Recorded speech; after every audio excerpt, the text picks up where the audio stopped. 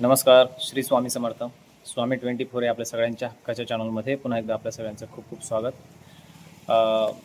मित्रांनो, आज खूप महत्त्वाचं आणि सगळ्या विशेष करून माझ्या ज्या महिला भगिनी आहेत, महिला सेविकरी आहेत, सर्व त्यांच्या मनातील आणि त्यांच्या अतिशय आपुलकीचा प्रश्न घेऊन आलेलो आहे. खूपदा कमेंटमधून आणि बऱ्याच माध्यमातून माझ्या ज्या महिला भगिनी आहेत, महिला सेविकरी विशेष करून, ते प्रश्न विचारतात की पती पत्नीमध्ये जो सततचा दुरावा चाललेला आहे, बऱ्याच घरांमध्ये पती पत्नीमध्ये जमत नाही, छोट्या छोट्या गोष्टींवरनं वाद होतात, पती पत्नीमध्ये अनेक प्रकारचे खटके उडत असतात आणि कळत नाही असं का होतं आहे, आणि त्यावर मार्ग निघत नाही आणि बऱ्याचदा गोष्टी खूप लांबतात आणि त्याचे नको नको ते दुष्परिणाम देखील पाहायला मिळतात. तर खूपदा महिलांचा हा प्रश्न असतो की पती पत्नीमधील वाद दूर करून सौख्य निर्माण होण्यासाठी आम्ही काय करू शकतो, आध्यात्मिक काही उपाय आहेत का? तर बघा, पहिल्यांदा सांगतो, पती पत्नीमधील जो वाद आहे किंवा पती पत्नीमध्ये दुरावा निर्माण व्हायला तसे तर अनेक कारणं असतात. सांसारिक कारणंसुद्धा आहेत. आपल्या आपण म्हणू शकतो की आपल्या व्यवहारातूनही अनेक गोष्टी चुकीच्या घडत असतात, आपल्या वागण्या बोलण्यातून, आपल्या स्वभावाच्या काही गोष्टी त्याला जबाबदार असतात. अनेक प्रकारच्या गोष्टी आहेत, मी सगळं मान्य करतो.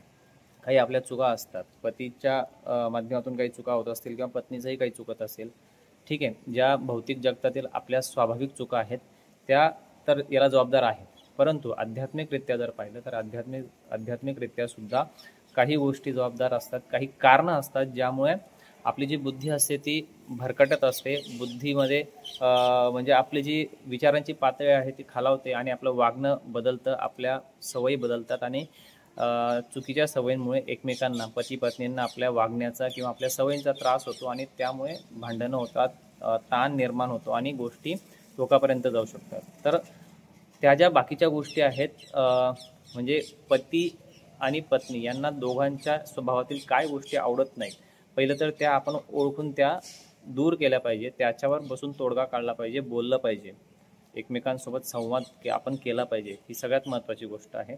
त्या व्यतिरिक्त मी त्यामध्ये जात नाही आहे, मी ते सांगत नाही आहे. मी तुम्हाला आध्यात्मिक मार्गामध्ये याचे कारणं असतात आणि त्याच्यावर काय उपाय आहेत ते मी आज तुम्हाला फक्त सांगणार आहे. तुम्हाला व्हिडिओ पूर्ण बघायचा आहे आणि त्यानंतर जर काही शंका असेल तर तुम्ही कमेंटमध्ये विचारू शकता. 3 गोष्टी तुम्हाला सांगणार आहे आध्यात्मिक आपल्या स्वामी समर्थ सेवा मार्गातील. त्या गोष्टी करून तुम्ही आपला जो हा दुरावा आहे तो चांगल्यापैकी, बऱ्यापैकी, किंवा जशी तुमची सेवा असेल किंवा जसं तुमची श्रद्धा असेल, ठीक आहे, त्याप्रमाणे तुम्हाला तितका हा परिणाम दिसणार आहे. सगळ्यात महत्त्वाचं यामध्ये मी तुम्हाला सांगतोय की स्वामींची नित्यसेवा तुमची जर का असेल, स्वामींची नित्यसेवा म्हणजे जे मी नेहमी सांगतो आणि आपले परमपूज्य गुरुमाऊली नेहमी आपल्याला सुचवत असतात किंवा आपल्याला नेहमी परत परत ती गोष्ट माऊली देखील सांगतात की स्वामींची नित्यसेवा म्हणजे 3 अध्याय क्रमशः रोज स्वामी चरित्र सारामृत आणि 11 माळ श्री स्वामी समर्थ जप. हा ज्या घरात जी महिला करत असेल तर त्या महिलेला विशेष करून ही समस्या दिसेल असं क्वचितच होणं आहे, हे लक्षात घ्या. त्यामुळे नित्यसेवेला पहिले तर तुम्ही प्राधान्य द्या. त्यानंतर जर तुम्ही नित्यसेवा करत असणार, नाही करत असणार तर सुरू करा आणि त्यानंतर हे 3 उपाय तुम्ही करून बघा आणि मग प्रभाव बघा किती पडतो, ठीक आहे. तर पहिला उपाय मी तुम्हाला सांगतो. पहिला उपाय आहे की तुम्हाला काय असेल की एक पती आणि पत्नी दोघांना पहिले तर एक उपवास पाळावा लागेल हप्त्यामध्ये, ठीक आहे. आपला जो 7 दिवसांचा सप्ताह असतो, हप्ता असतो, त्याच्यामध्ये तुम्हाला एक दिवस पतीला आणि एक दिवस पत्नीला दोघांना उपवास करायचा आहे. पुरुष जे आहेत त्यांनी गुरुवारी उपवास करायचा आहे आणि उपवास अतिशय चांगल्या पद्धतीने पाळायचा आहे. श्री स्वामी समर्थ महाराजांच्या साक्षीने त्यांच्या आज्ञेने उपवासाला सुरुवात करायची आहे. एखादा गुरुवार बघून उपवास चांगला कडक पाळायचा आहे. कडक म्हणजे तुम्ही जे नॉर्मल उपवासाला असतात, फळ वगैरे तुम्ही घेऊ शकतात एक वेळ आणि डायरेक्ट सायंकाळी तुम्ही उपवास सोडायचा आहे, ठीक आहे. हा उपवास गुरुवारी पुरुषांनी करायचा आहे. त्यानंतर महिलांनी म्हणजे पत्नीने उपवास करायचा आहे मंगळवारी. तसंच आहे, फळ वगैरे तुम्ही एक वेळ खाऊ शकतात, सायंकाळी डायरेक्ट उपवास सोडायचा आहे. गुरुवार आणि मंगळवार पती पत्नीने पाळायचा आहे उपवासाचा. त्यानंतर दुसरी गोष्ट आहे, सगळ्यात एक प्रभावी उपाय आहे दुसरा उपाय, की तुम्हाला काय करायचं आहे, आपल्या घरामध्ये तुमचा जो बेडरूम आहे, शयन कक्ष आहे, तर बेडरूममध्ये दक्षिण भिंतीवर तुम्हाला एक राधाकृष्णाची सुंदर अशी तस्वीर किंवा एक फोटो लावायचा आहे.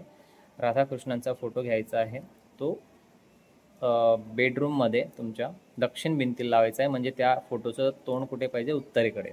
अशा रीतीने तुम्ही राधाकृष्णाचा फोटो लावा. आणि आवर्जून काय करायचं, केंद्रावरून किंवा मठावरून किंवा इतर धार्मिक स्थळावरून एक मोरपंख आणायचा आहे. तो फोटोच्या जवळ किंवा त्या फोटोच्या मागेच तो मोरपंख देखील त्याच भिंतीवर म्हणजे दक्षिण भिंतीवर लावायचा आहे. हा उपाय आवर्जून करा, प्रत्येकाने करा. याचा खूप प्रभाव आहे.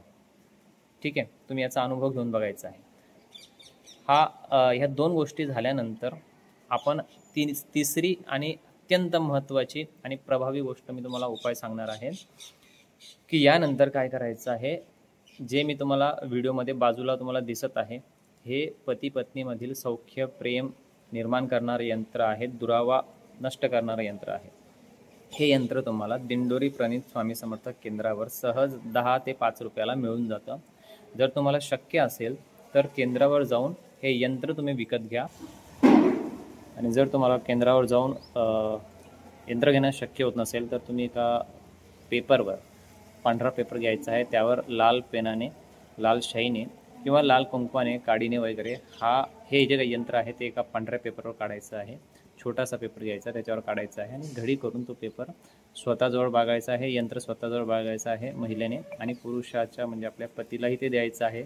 पती म्हणजे जर त्यांची इच्छा नसेल तर तुम्ही घडी करून, एक बारीक घडी करून ते यंत्र तुम्ही त्यांच्या पॉकेटमध्ये ठेवू शकता. ठीक आहे, हे 3 गोष्टी तुम्ही करून बघा. पण लक्षात ठेवायचं, या 3 गोष्टी करताना नित्यसेवा स्वामींची ती महत्त्वाची आहे, ती आवश्यक आहे. तुम्हाला जर काही शंका असेल तर कमेंट करून विचारा. व्हिडिओ कसा वाटला तेही कमेंट करून सांगा. ठीक आहे, भेटूया पुढच्या व्हिडिओमध्ये. तोपर्यंत काळजी घ्या. स्वामींची सेवा करत राहा. श्री स्वामी समर्थ.